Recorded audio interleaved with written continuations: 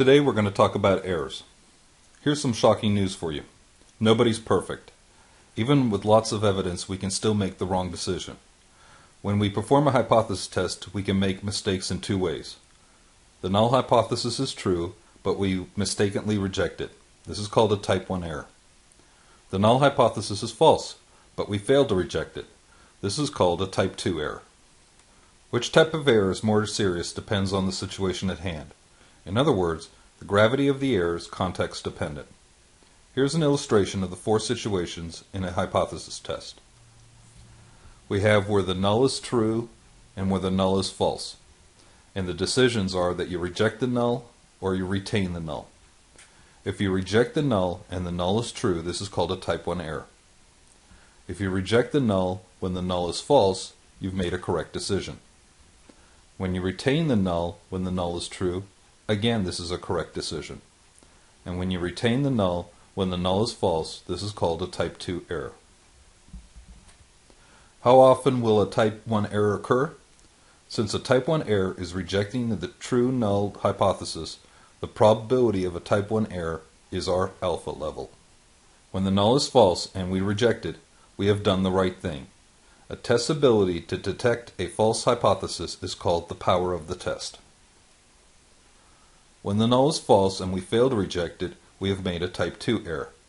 We assign the letter beta to the probability of this mistake.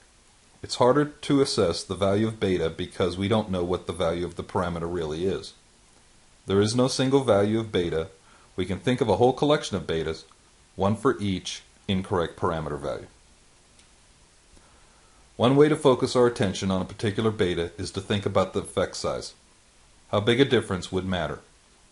We can reduce beta for all alternative parameter values by increasing alpha. This would reduce beta but increase the chance of a type 1 error. This tension between type 1 and type 2 errors is inevitable. The only way to reduce both types of errors is to collect more data. Otherwise, we just wind up trading off one kind of error against the other. Let's take an example. A psychologist claims that more than 1.4% of the population suffers from professional problems due to extreme shyness. Identify the type 1 and type 2 errors in this context. First thing we need to do is identify what P is. P is the true population proportion suffering from extreme shyness. Next, we have to identify what our null and alternative is. Our null is P equals 0.014, and our alternative is that P is greater than 0.014. A type 1 error would be the error of rejecting the claim that the true proportion is at most 1.4% when it is actually 1.4%. A type 2 error is the error of failing to reject the claim that the true proportion is at most 1.4% when it is actually more than 1.4%. Our next example. A weight loss center provided a loss for 72% of its participants. The center's leader decides to test a new weight loss strategy. Identify the type 1 and type 2 errors in this context. So, P is the true population proportion of participants that lost weight. Our null is that it is equal to 0.72. Our alternative is that P is greater than 0.72. And the type 1 error would be the error of rejecting the claim that the true proportion is at most 72% when it is actually 72%.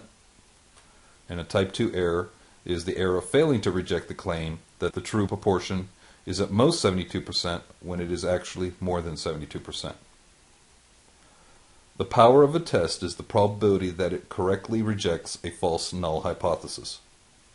When the power is high, we can be confident that we've looked hard enough at the situation.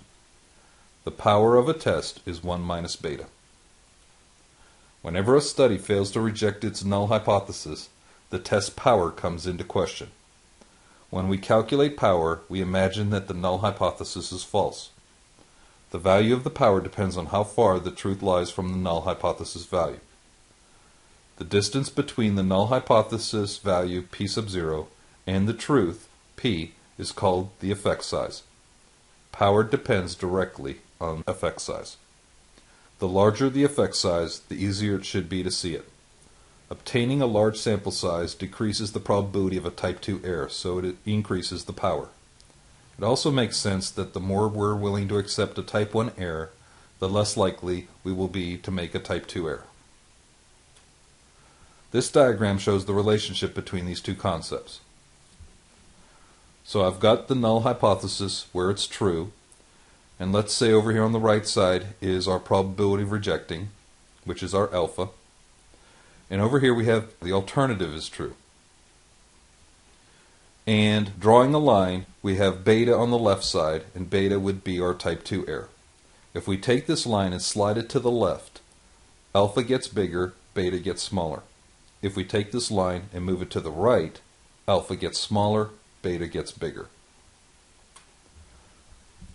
The previous figure seems to show that if we reduce type 1 error, we must automatically increase type 2 error. But we can reduce both types of error by making both curves narrower. How do we make the curves narrower? Increase the sample size. This figure has means that are just as far apart as in the previous figure, but the sample sizes are larger, the standard deviations are smaller, and the error rates are reduced. So here's a comparison where we had the first figure and then the second figure.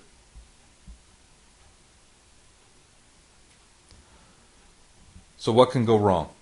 Don't interpret the p-value as the probability that the null is true. P-value is about the data, not the hypothesis.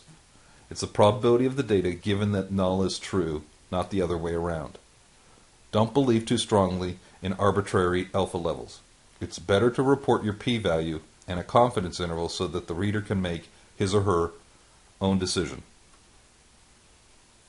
Don't confuse practical and statistical significance. Just because a test is statistically significant doesn't mean that it is significant in practice. And sample size can impact your decision about a null hypothesis, making you miss an important difference or find an insignificant difference. Don't forget that in spite of all your care, you might make a wrong decision. There's a lot more to hypothesis testing than a simple yes-no decision. And we've learned about the two kinds of errors we might make and seen why in the end we're never sure we've made the right decision.